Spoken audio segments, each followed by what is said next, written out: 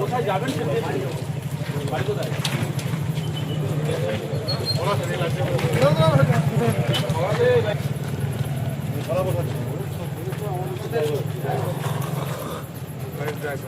দেখুন, আমি নিজের ভোট দিলাম 4:35। তারপরে আমি গেলাম আবার শিবনগরের পরিবেশ শান্ত, মানুষের সাথে চা খেলাম এক রাউন্ড। আমি চারিদিকেই 10 অঞ্চলেই ফোন করলাম অঞ্চল সভাপতিদের যে 6টার আগে কেউ বুথ ছাড়বে না, পোলিং স্টেশন, এবং সিল যেন দেখে নেয়, ফর্ম 17C কালেক্ট করে আমাকে দেবে। এইসব 10 জনের সাথেই বসে বসে কথা বললাম। পরে মধুপুরকে ফোন করলাম, তোরা বললে ভাই একবার আসেন যদি সময় থাকে। আমি আবার একাই গাড়ি নিয়ে মধুপুরে গেলাম, ড্রাইভার আর আমি। আর আজকে একটু ধস্তাধস্তি পরিবেশ ছিল এই শিবনগরে, অনেকেই এনজিওর ক্লান্ত।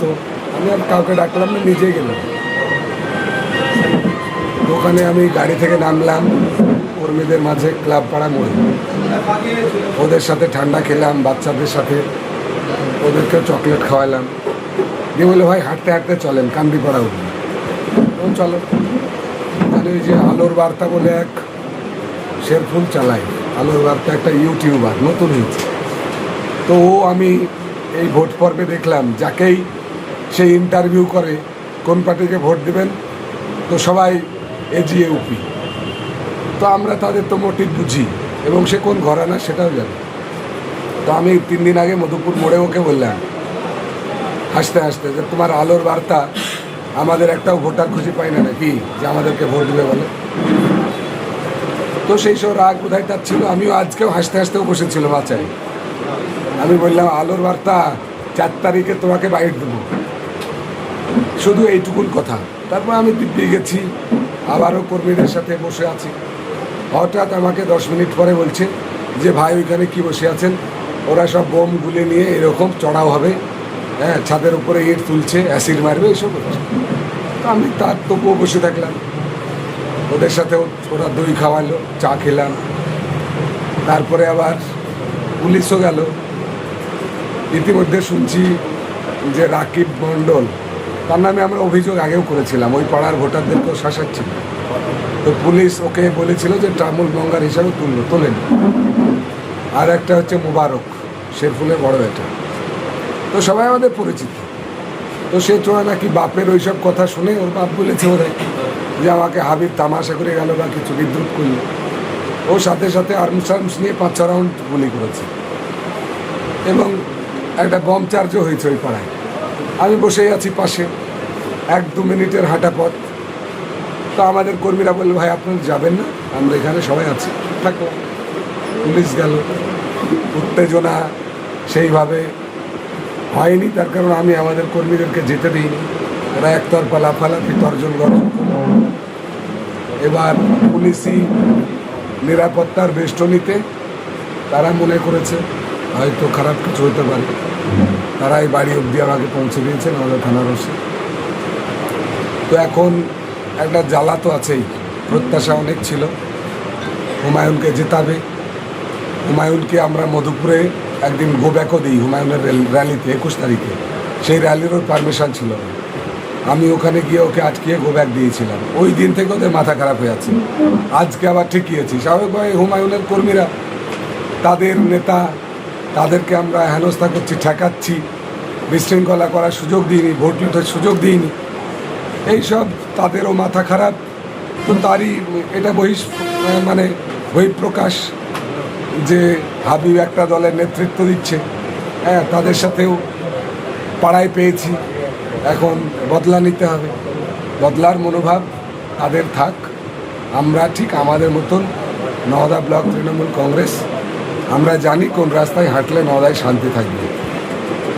ফায়ারটা কাকে লক্ষ্য করে করেছে? ফায়ার যখন করে তখন আমি ছিলাম না, ও নিজেরা তাণ্ডব করেছে, রাস্তায় বেরিয়ে এসে ফায়ার করেছে। মোটামুটি এটা একটা শাসানি, ভয় দেখানো। গাড়িতে অ্যাসিড মারবো, রাস্তায় যাবে বাড়ির ছাদে থেকে ইট মারবো, এইসব। তো পুলিশ আমাকে ডাইরেকশন চেঞ্জ করিয়ে নিয়ে এসছে। কত রাউন্ড ফায়ার হয়েছে? ওখানে 6 রাউন্ড ওরা গুলি চালিয়েছে। কি চাইছেন এখন এই ঘটনা যারা ঘটনা? দেখুন, এরা তো সবই হচ্ছে বিচ্ছিন্নতাবাদী। হুমায়ুন একটা তাণ্ডব পছন্দ করা মানুষ, সারা বাংলায় মুর্শিদাবাদে সে তো তাণ্ডবই চালাচ্ছে। তার রাজনৈতিক কেরিয়ার, বলিষ্ঠতা সবটাই মানুষের কাছে প্রকাশিত। দলের প্রার্থীরা ভোটে লড়ার আগেই সবাই রেজিগনেশন দিয়েছে, প্রত্যাহার করে নিল।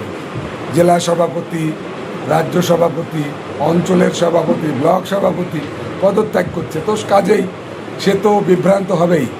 সে এখন চাইবে মরিয়া হয়ে মানুষকে অন্ততপক্ষে উস্কানি দিয়ে ভুল পথে পরিচালনা করার, খারাপ পথে পরিচালনা করার। শিবনগর গ্রাম কালকেই বম্বিং হয়েছে। শিবনগরে এত বড় স্পর্ধা কারোর ছিল না যে তৃণমূল কংগ্রেসের দিকে বোম ছাড়বে। সে সমাজের যারা খারাপ মানুষ, যারা ক্রিমিনাল, তাদের হাতে বম দিচ্ছে, গুলি দিচ্ছে, বারুদ দিচ্ছে, খেলতে চাইছে। তো খেলাকে আমরা স্বাগত জানাচ্ছি। খেলা হবে, আর খেলা প্রতিনিয়তই আমরা করি। আজকেও সে এসেছিল। নওদার মানুষের ভোট লুটবে, নওদার ভোটের যে শান্তিপূর্ণ অবাধ পরিবেশ, সেই পরিবেশকে বিঘ্ন ঘটাবে। আমরা সেটাকে প্রতিহত করেছি কর্মীদের সহযোগিতা নিয়ে। ধন্যবাদ জানাবো।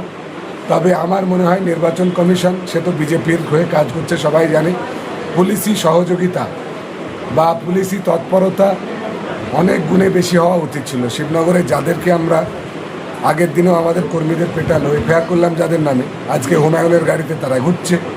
যারা কালকে বম্বিং করেছে, আমরা অভিযোগ করেছি, তারা হুমায়ুনের গাড়ি থেকে নামছে। তো এটা একদম স্পষ্ট যে সেই সমস্ত লোকগুলো কার কাছ থেকে এত উৎসাহ পাচ্ছে।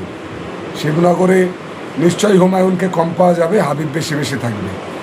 তো আগামী দিনে আবার আমাদের সংগঠন, আমাদের লোকেদেরকে নিয়ে আমরা আমাদের শক্তি নির্ধারণ করব, শক্তি দেখাবো। আর 4 তারিখ নিশ্চিত নওদা ব্লকে যে ভোটদান শেষ হয়েছে সেটা তৃণমূল কংগ্রেসের পক্ষে যাবে, শাহিনা মমতাজ খানের পক্ষে যাবে। আর তারপরেই আবারও নওদার রাজনৈতিক পরিবেশ ভবিষ্যৎ কী হবে, বিরোধীরা কোথায় থাকবে, সেটা তারাই নির্ধারণ করবে। তাদের গতিবিধি যদি না বদলায়, মানুষ তাদেরকে বর্জন করেছে, আগামী দিনে তাদের পরিণতি আরও করুণ হবে। Pinky makeup beauty studio and academy বিশেষ ঘোষণা, 16 দিনের বেসিক অ্যান্ড অ্যাডভান্স কোর্সের ক্লাস শুরু হবে। মেকআপ এবং হেয়ার স্টাইল কোর্সের বিষয়ে জানতে যোগাযোগ করুন 7076086646 এই নাম্বারে। কোর্সের শেষে ISO সার্টিফিকেট ও গুডি ব্যাগ দেওয়া হবে।